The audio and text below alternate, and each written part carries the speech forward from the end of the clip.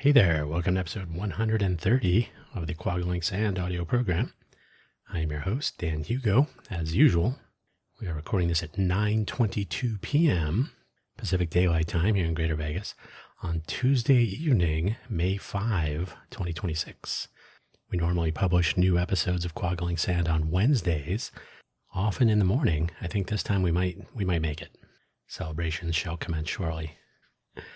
Episode 130, the title and topic of today's story is smart cards. I think everybody has a smart card or two at this point, so you probably know what that is, but this is from way back in like 95, 96, somewhere. I think 95.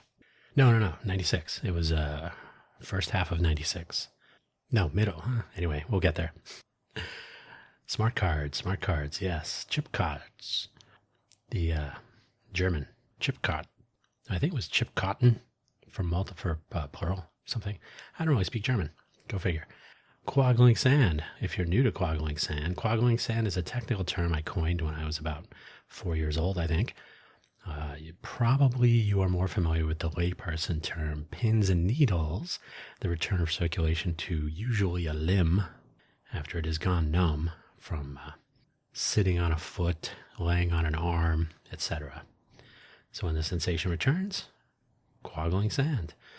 That is also in your head, in my head anyway, the swirling around of memories.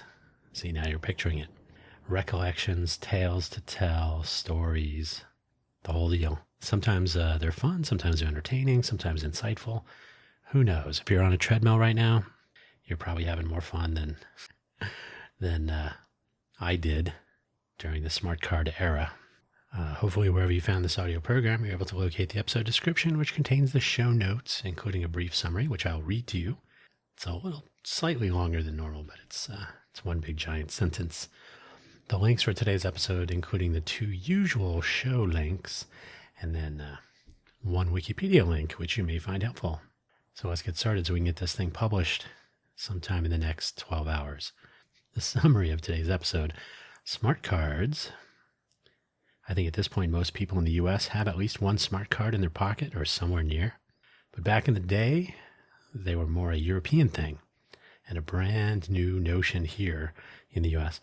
And so I was working in that space for a minute.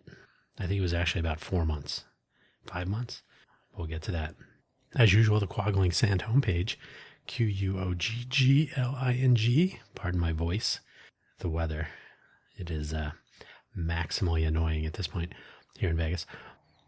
QuoggLingsand.com. Quaggling Sand, as I published in the Monday episode of, they're always on Mondays, Buy Me an Update. I have to do some styling, but I'm hoping this week to get all of my audio program websites looking nicer. It's part of a tool I've been working on to do a few different what I call content transforms. So this is one use case. The profile page linking everything is now 5 years and 1 month old. It's buymeacoffee.com/DanHugo, where you will find the first publication of the Buy Me an Update audio program on Monday mornings, and then it gets published 2 hours later to all of the other usual places. You can find it at buymeacoffee.com/DanHugo/posts. If you'd like to find links to all of my other various programs, my various projects, some affiliate links, or if you just want to support these efforts by buying me a coffee, you don't have to do any of these things. You need not spend any money, but any proceeds from affiliate links too, and those are things I actually use. Any funds that come through this portal or the Ko-fi.com site, ko-fi.com/DanHugo/posts, where you'll find the coffee solo audio program. All of that goes towards actual coffee, which is what powers my various endeavors. The added link for today's episode at the ISO 7816 Wikipedia page. Actually, I don't even know what IEC stands for. I should know this. International Electrotechnical Commission. So it's an International Organization for Standardization, ISO, and then it's an IEC, International Electrotechnical Commission specification. When I was doing this, it was just ISO 7816. So I don't know if that changed or if I was just simplifying it. Either way, it's a document, it's a standard that describes and defines smart cards, the mechanical, the physical, the electrical, and so on. It was 4 parts when I was working with smart cards. Now it is, well, you can check for yourself. It's more than 4 parts. So, yeah, how about those smart cards? So I knew nothing of smart cards when I got pulled into this back in 95-ish, 96. I think it was early 96, if memory serves. It was at the end of my desired time in the Newton Group as a contractor working in the Dev Tools Group for what would become the MessagePad 2000, which had 2 PCMCIA slots, as a matter of fact. And this opportunity had come to me to work with a German company called SCM Microsystems with an office in Los Gatos, California on their PCMCIA products, including their newest thing, a PCMCIA smart card reader called the Swap Smart. The office in the U.S. was purely marketing and sales, with a warehouse for some domestic fulfillment and a few U.S. customers, including some leaning into the federal government for their use of Forteza cards. That was a FIPS 440 compliant encryption card. Tamper evidence is FIPS 440, I think it is. Is that right? FIPS 440? That was totally reaching back into memory. FIPS 440. FIPS 440 or FIPS 140? I think it has to be FIPS 440. Oh, either way, tamper evident. So the Forteza card would work in the other product, the PCMCIA card readers, called the Swap Box. Swap Box, Swap Smart. The Swap Box, well, we'll get to it in a second. So PCMCIA smart card reader would fit into the PCMCIA interface. So yeah, purely marketing sales, so Forteza, for putting your PCMCIA slots into your classic tower system. So since the military and other government agencies were using these Forteza cards, they had to be able to use them in their desktop computer. And SCM Microsystems had basically the best, at the time, the best in class desktop reader. If you had a laptop, you already had a PCMCIA slot, or if you had a Newton. But if you had a computer on your desktop, Swapbox was it. By the way, I think it was actually FIPS 140, not 440. Tamper evident PCMCIA encryption device. Did all the things. Now you would just use your phone, I guess. But that's not important right now. The engineering team that was responsible for the development and continued development of the Swap Box was located in Erfurt, East Germany, which was, then just normal Germany after reunification. But they started working for SCM when it was East Germany. They were a tight-knit group. It was tricky getting access to things in East Germany until it became Germany again. They were in Erfurt in a little house that they converted into an office. So they all it was almost like they were roommates. So it was a close group, close-knit, brilliant hardware engineers who turned a house into their office, worked together day and night, looking for the big prize, getting acquired by SCM Microsystems in Munich with the hopes of eventually going public and then, making the most of that. One of my colleagues from Erfurt, his name was Detlef. Detlef made use of an expression I myself still use to this day. It's a very poor impression, but it is said best in his German accented English. We work 24 hours in a day, and then we work at night. He was actually much more of a happy person than that's probably sounded. We gave him a couple of Dilbert books, but remember when Dilbert was not the horrible product of the horrible Scott Adams, who is no longer with us, of course. Rest in calm, Scott Adams. Anyway, so he read through the books when they were visiting the U.S. He read through these Dilbert books while we were visiting San Francisco and walking across the Golden Gate and all that. And at some point he's laughing out loud and he says, "These are funny because they are true." So, Detlef. The smart card team was actually in La Ciotat, France, in a small office park of sorts, literally down the street from Gem Plus, or Gem Plus if you like, which was the other smart card company in France, Schlumberger. Looks like Schlumberger. Schlumberger was the big fish. So it was Schlumberger, Gem Plus, and then somewhere way down on the list, SCM Microsystems. SCM managed to poach one of their rock stars from Gemplou. So he was working in that office right down the street from his former employer. Back around then, European health systems relied on each person carrying a smart card or a chip card to connect them to their national healthcare system in a particular country, not to mention payment systems coming along from Visa and MasterCard and whoever else in Europe. The US was, of course, running behind. The cards that they used for the health system were not originally 7816 cards. So that standard was coming together after the health cards were already out. So I'm guessing they changed them. They had more contacts, and I think they were round round chips, the contacts on the outside of the card. So they just looked physically different. I would get a crash course on the Azure Coast. I joined SCM in Los Gatos, which was very much in startup mode with a little in the way of organization or a computer for me to use, etc. I was there for a couple of weeks, got used to the new Toshiba laptop I was using, which was running, I think it was running Windows 3.1. Or no, Windows 95. Probably Windows 95. Probably both. I know the swap products supported Windows 3.1 and Windows 3.1.1, of course. I don't know if NT was supported. Windows NT 3.5.1 would have been sort of the NT of the day. So I was getting used to my Toshiba laptop. I was not a Windows person per se, and how the products worked and so on within the confines of the sales and marketing office. Suddenly found myself preparing to head to France to learn what I could about what the team was working on there and the personalities and so on. I had my passport ready to go for my trip to Japan when I was with True Vision. I've told that story already, I think. The question was what I was going to do and what I was going to learn when I got there. If memory serves, I was aiming for about a week or so in the south of France. It could have been worse. Now, it was before Easter. That is important. I flew from San Francisco through Chicago, if I recall correctly. Although I know I flew through Chicago coming back, so I think I may have. Anyway, on to Charles de Gaulle. Funny story there. I mean, now I'm much more accomplished international traveler character, but I had not traveled on my own internationally. So this is my first outing. When I got to Charles de Gaulle, I had to go find the Air Afrique, like Air Africa, Air Afrique it was kind of like Southwest or Ryanair at the time, to fly to Marseille. So I went up to somebody who looked like they could be more helpful. And I said, excuse me, I need to get to the Air Afrique gate. And he just sort of waved.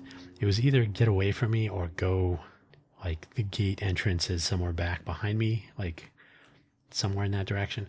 So he didn't really look at me. So that was fun.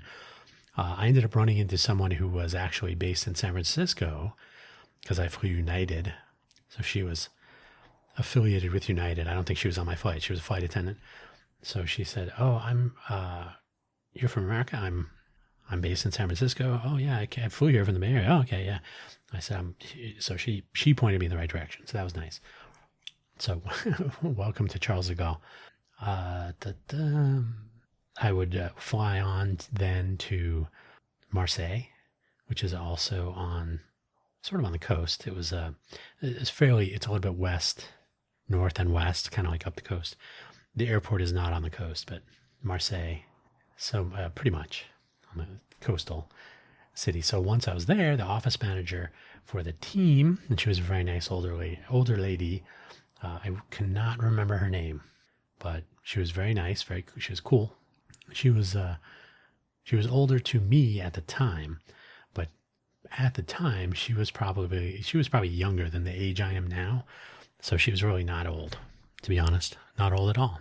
She came to pick me up in a tiny little VW Polo, which was smaller than the VW GTI I had back home. So it was a two-door Rabbit or Golf. The Rabbit, I think, was convertible, right? So two-door hatchback, 6-cylinder engine. I think it was a Rocket. So her little Polo, it was fine. We fit my bag in the back and had a nice drive to the Hotel King in La Ciotat. It was not that far, so it was probably 20 minutes or something. This was where I discovered the interesting fact about the vacation migration patterns of some Europeans, and that La Ciotat on the Côte d'Azur was a town populated mostly by those on vacation. In other words, and because it was before Easter, I was staying at the Hotel King with my colleague Andreas Wolf from Erfurt. He's not the quote guy, that's Detlef. And we were the entire guest list. Andreas and Dan. The place was empty. It was a ghost town. I think we were there right before Easter. Like Easter was the following weekend or something. A quick check of the 1996 calendar would be informative. So that helps with the timeline. So it was April around Easter. I had been working at SCM for a month, maybe. I will say the lack of people around did give us some quality time to discuss the nature of smart cards. I remember Andreas showing me his health card for the German healthcare system. It looked very different from the smart cards of today. And the way the French team worked with the Erfurt team, the plans for the Erfurt team after a very long time working for SCM in Munich. The hint was there are strong desires by all of the small team there to get their BMWs and company exits with their vested shares. That would be fulfilled soon enough. They were not thrilled about working for a company in Munich. Different culture. Although I will say, Detlef, when he was visiting, he said, "Have you been to Munich?" And I said, "No, I've never been." He said, "Oh, you should go. You should go in October. And if you go to Oktoberfest, you must be careful because you will know what you have done." So, wise words from Detlef. So they wanted to get their Beamers and get on to other things. They were enjoying the work, but I think they were, there were some other weird interactions now and then. I think the CEO of the company, I think I'm going to mention this later, they were much more about the money, like going public and so on. The Erfurt guys were just engineers. They were in that little house, like I said. They knew each other forever. So, different mindsets. We'll take the money and run. We're actually getting our... By the way, Beamers, there is no I series. There's no 325s or anything. They're like, oh, those are for America. We have like 725 or whatever. They had big cars in mind. That was fun. We ate in the hotel restaurant a couple of times, but so it was just the two of us, which was very romantic, I suppose. But it was a little weird being in the whole place. The person, it was either the owner or maybe somebody else working there. There weren't too many people because there was only the two of us. We would have dinner after work, and then it was like, oh, this is a little weird. So we went to some other restaurants to kind of check out the town, and so it was fine. I mean, the town was not completely empty because some people do live and work in La Ciotat, but certainly on the coast, that's where the vacationers would hang out. So not that the coast is a beach, but it looks nice. So yeah, we had the quality time. We learned about the Beamer, the plans, how they worked with the French team. And I also, of course, wanted to get the gossip on how they felt about the new people joining in Los Gatos and generally the Los Gatos scene. And he confirmed some of my concerns. Those would become my motivation for later. So yeah, we had the quality time. They wanted to bail. We ate at the hotel restaurant a couple times, like I said, but we did manage to find some other cool spots nearby. And then we would have lunch with our colleagues during the day. So it was an interesting time. I had a little bit of a taste of French food. Nothing, one night of fine dining. But so working in France, I met the team, of course, spent the week with them. Basically went to work every day. Learned a ton about how the hardware worked. They were designing a very thin PCMCIA card with a 10-layer circuit board inside to clear the insertion of the card itself so the contacts could land on it. That's something you'll just have to picture, or you can look at that Wikipedia page. A 10-layer circuit board was ridiculously expensive for the time. But it was paper thin. They were really in need of some. The person doing the board design was very young, and so had high hopes for his skills. But it really should have been a 4-layer board. Anyway, so the interface, electronics, and everything else squeezed into it. It was an impressive feat, but it was too expensive. PCMCIA cards were a tight fit already. If you had a laptop back in the mid 90s, your computer had a PCMCIA slot, maybe 2. And you may have had a modem with a little RJ11 jack that would spring out. I think, was that 3Com did that? Probably patented. Or maybe you had an SRAM card or some other little storage thing, like battery-backed SRAM for external storage. Flash was not really price viable yet, I think. Or an Ethernet card, maybe, if you were in the office, and another little pop-out RJ45 jack. I also learned how they were making all this work with the swap box on desktop machines, and it turns out that they were also working with the DVB people in Europe on their digital video broadcast secure access module. The chipcot was the identity module.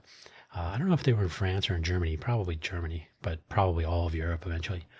The Swap Smart card reader was the interface, and the set-top box was doing what set-top boxes do for connecting to the classic cathode ray tube television at the time. So it's pretty neat. So everything would flow through the secure access module in the smart card.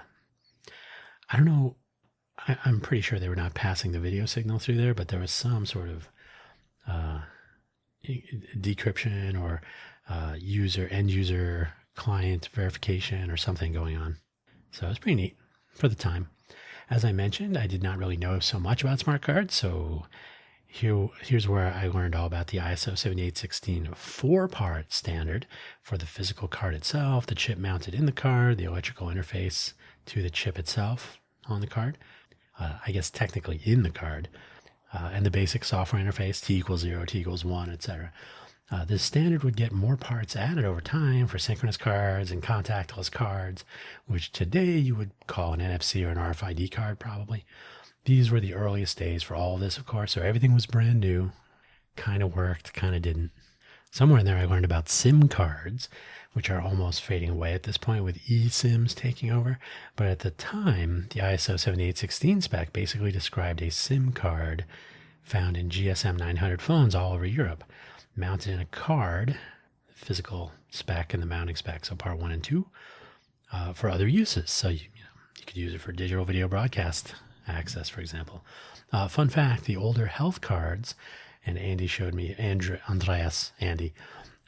his card when we were at the Hotel King. So he said, yeah, we all have these. It's also used across Europe.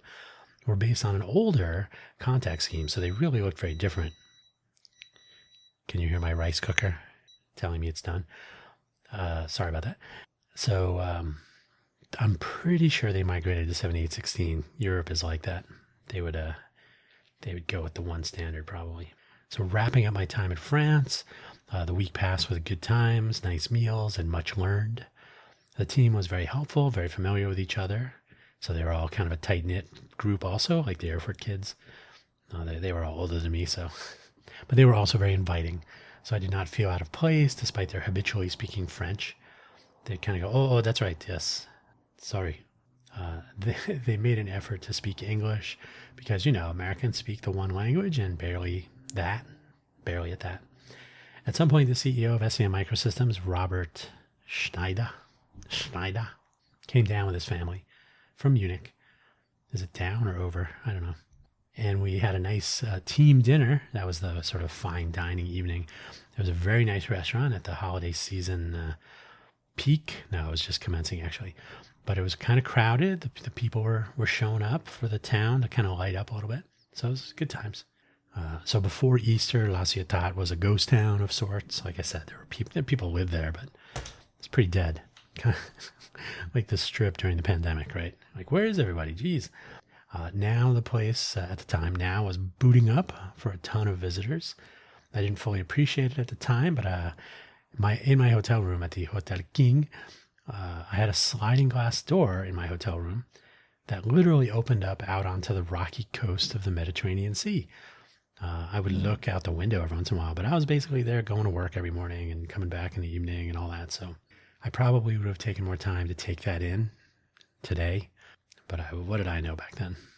One rather hilarious thing, all the things in France are apparently of French origin. If you really think about it, there's probably a French version of a lot of things because, people would move around and there'd be inventions of various things at various times and so on. But I found it entertaining that one of my colleagues, Philippe, if you've ever seen Monty Python, he had an outrageous French accent while speaking English to me. And he was eager to point out all the French food items. So when we went out to an Italian-ish restaurant for lunch one day, he said, so Dan, do you like the French food? And I was like, Yeah. I had a pasta dish in this instance with a red meat sauce. I'm describing it fairly generically. Now, I'm going to assume that the French had some version of this, but I can't imagine that this would have been the pride of France, right? At best, it was an Italian dish that was adapted. But Philippe was quite eager to tell me how. Did you like the French food? This was the type of entry level pasta dish that my Italian grandmother almost certainly made without looking. Right. So one of those things you're like, oh, look, we have pasta with meat sauce. I barely remember preparing it. So I had that countless times. So to me, it was like, okay, if you want to call it French food, fine. And then outside, when we were heading back to the car, I pointed out the French bowling game, lawn bowling game people were playing where there was some grass. This is also known as bocce ball, which is an Italian game. But there is a similar game. It's called, in French, it's pétanque. But there was a lot, maybe that's the sound of the bocce balls clinking together. Pétanque. But there was a lot of Italian flavor all around us. It kind of seemed like a little Italian neighborhood, like a North Beach, but in France. And generally speaking, there was a lot of expression of French pride through the week. So they were all, and that's fine. But yeah, not everything comes from France. Most things, not everything. I did not pick up on any tension with the German CEO, like when he was in or when he was not. But France and Germany have had their disagreements over the times. They've been around for a lot longer than we have, and it's not always the best of friends, I guess. Now, Andreas and I had a nice visit to a place called Mammut, which is mammoth, and it was basically a big Costco, but with some very high-end food. So I guess that's just the way people eat there is, can I get a big box of Cheerios? No, go back to America. So we got a few things and hung out at the hotel, catching up on the week before we headed out. It was the final evening. So just to change it up, we got some snacks and some French wine. That was good. The next morning, we bid our hotel host, farewell. The owner of the hotel was quite pleased with his black velvet Elvis painting at the entrance of the hotel, at the registration desk, I guess. And that was for whom the hotel was named, by the way, the King. We jumped on the highway, if that's what you call it, that ran along the coast that led to Cannes, which was my departure city, and I think Andreas was also departing from there. We got to town too late to have lunch, and because they were very strict about closing between meals. Good for them. So we hung out where we could, headed to the airport eventually. Then I was on my way back to Los Gatos. Yay. 2 more sections. So once I was all learned up about our smart card interface and the way they worked in general, I was ready to sit in our teeny tiny 10x10 booth at the CardTech SecureTech conference in Atlanta, Georgia in 1996. As it happens, we were staying in a hotel where some Olympic athletes were also staying, which made for some impressive gatherings of very tall, very strong people in the lobby, elevators, and so on. I'm not a tall person, and they most definitely were. So the CardTech SecureTech was essentially the week before the Olympics got started. It was going to showcase, the Olympics were going to showcase the first kind of public, high-profile use of the new Visa Cash Card, a prepaid smart card given to the athletes so they could buy stuff at the Olympic Pavilion and so on. This meant card readers. They were not ours, I think, from Verifone, which is one of the older, it was basically the main credit card point of sale terminal back in the day. Plenty of competition nowadays. But the readers were available so they could actually use the cards and spend the money. So you kind of had to have both. There were also, I remember seeing some vending machines selling commemorative Visa cards also. So branded on the plastic of the card, I guess for anyone else who wanted one. It wasn't clear that they were functional from the vending machines. So you could get one, but I don't know if it was real. It just looked real.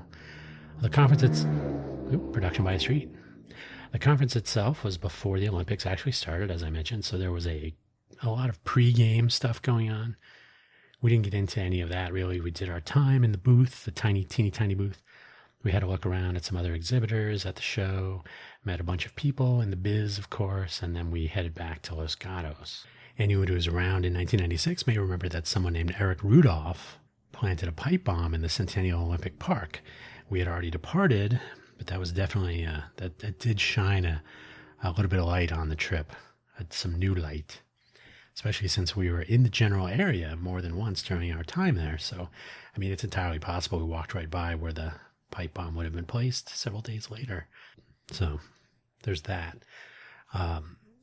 Interrupting myself, when I went to Japan for True Vision, this was before the Newton Group, so 2 jobs before this. I went to Japan. We stayed at Shinjuku Hyatt, and every day we would go through the Shinjuku train station. This was in May of 1995. Is that right? It was right after the group had put sarin gas in the Shinjuku train station. So every day we would walk by right through there. Luckily, we were there after, so it was very tight security, no garbage cans. As it happens, there was a visa office, probably still is, in Foster City, up the peninsula from Los Gatos in the Bay Area, where some discussions were had about using swap smart devices with the Visa cash cards in other non-Olympics places. The person I was working for lived in Foster City, so he used to go there for meetings instead of coming to work. That rubbed people the wrong way. Like I said, Andreas and I had that conversation when I was in France, so I was not surprised. Adoption of smart cards for payment would be a long and winding road, of course, but this was a good connection. The guy I was working for, and this was the same person who hired me out of college about 3 years prior in July of 1993, had plans. Was it 3 years? Yeah, 3 years earlier. Where am I? He had plans to make a unified payment card. He called it the e-wallet on a smart card, so you never had to carry more than one card. And that never really caught on at the time with various card companies, because it turns out that the real estate on the plastic cards, whether it's an Olympic logo for a Visa cash card rollout, or if it's the MasterCard or Amex or Diners Club, whatever the logos and the whatever, your bank that's issuing the card, these are all important bits, visual cues for their customers. So they didn't want to give up on that and put their card in a chip on some unified card. Know your marketplace. So nobody wanted to give that up at the time, but that was a long time ago. Nowadays, you got your Apple Wallet, your Google Wallet. Basically, no need for a smart card if you've got your phone in your pocket, right? Put everything on your phone, so if you lose your phone, you don't have to worry about anything anymore. Obviously, an eye on cryptocurrencies at the time would have been interesting, except that it was way before cryptocurrency would become a thing. The mid-90s were not exactly the time of cryptocurrency. Cryptography, and when you think about it, block ciphers, chaining them together, the blockchain is actually not too tricky. So that's Satoshi. So onward and upward. I didn't spend too much time with SCM. The Erfurt team was great. The La Ciotat team was a pretty close second. They were nice. The Munich team was a bunch of Germans who wanted to make money and then more money. And they were just kind of old, stodgy German dudes. There were one of the guys who fancied himself a super duper salesman was Bernd. He was a character, but I didn't really hang out with the Munich guys. I was more Erfurt. And the team in Los Gatos was basically of the latter ilk also. They were there for the money, holding down the U.S. Side of things. I was absolutely out of place working in that office. I was the only technical person, for what that's worth. But I mean, there was no real engineering conversations had. I was the marketing technologist. I did manage to get my college friend from the Robot Building Times, of which I have spoken before, Bill. I got Bill a summer job in France working at La Ciotat. They were going to be doing some driver porting to make the products work on more systems. And Bill and I, of course, were nerds from Harvey Mudd, so who better? While he was out there, I had an opportunity to join the security group at Netscape, where they were looking at integrating smart cards into the server and client experiences for credential storage and exchange and whatnot. I received an offer almost immediately after having a few chats with some of the team members there. And before anyone knew what was up, I turned in my notice and hit the road to Mountain View from Los Gatos. My actual boss at SEM, the guy who hired me out of college, was out of town at the time, so he learned of my departure on his return, but he knew neither of us were long for SCM in the US. He departed shortly after. He may not have had as much of a choice as I did. Netscape didn't get very far with a smart card integration effort, though I did work with RSA, that's Rivis, Shamir, and Edelman, on some integration of newly merged Secure ID RSA stuff into the old basic auth infrastructure that you're probably barely aware of. You probably barely remember it, actually. You might recall the little calculator-like card that had a 6-digit number changing every 20 or 30 seconds or so. Maybe a keypad on it to enter a PIN on the card instead of your possibly compromised computer. Today we just use our phones for this. The now infamous Google Authenticator, and now there's a whole bunch of these, generating what's called a TOTP. That's a time-based one-time password, PIN. So TOTP. Same idea, same exact idea, actually. It might even be the same algorithm. I have written that algorithm in SQL. So I can do database side TOTP verification. Somewhere in there, I got an American Express Blue card, and it was an ISO 7816 smart card that, as far as I can recall, never found its way into a card reader to conduct any commerce because the infrastructure just wasn't there. So the Blue card was sort of we got to start somewhere. There was a chicken and egg problem. You can make the readers available without the cards or make the cards available without the readers. Since smart cards still support the mag stripe, so you could still use the classic point-of-sale terminals and run your card with the magnetic strip. That made more sense. The latter was the way. Send out the cards without the readers. And it took a very long time to get where we are today. It's been 26 years or so, right? 27? No, since 1996, it's been 30 years. But yeah, call it 26, 27 years since the ball really got rolling to where we are today. So yeah, it took a while. I have a card reader around here somewhere. One of these days I'll get a smart card that will store some authentication information, and I can use that to log into my computer. I have secure USB tokens from YubiKey. Those are probably even better for that. And we are all moving to pass keys anyway. And if we do have any cards on us, they're probably tap to pay now. So they're smart cards, but with the contactless payment or contactless transaction support. You can read it in that ISO standard. It's not part 10. It might be part 6 or something. But yeah, I think smart cards are an interesting thing. It was very interesting and educational for me to be in on that in a weird time, the mid-90s. I have some similar stories about flash memory. I worked in the what do you call it? The Newton group. So the good old PDA, strongly powered PDAs at the time, the strong arm powered MessagePad 2000. And I've worked on a bunch of cool stuff. So I'll try to bring some of those out from the memory banks and tell some of those stories. But the trip to France, that was my first time traveling by myself to another country.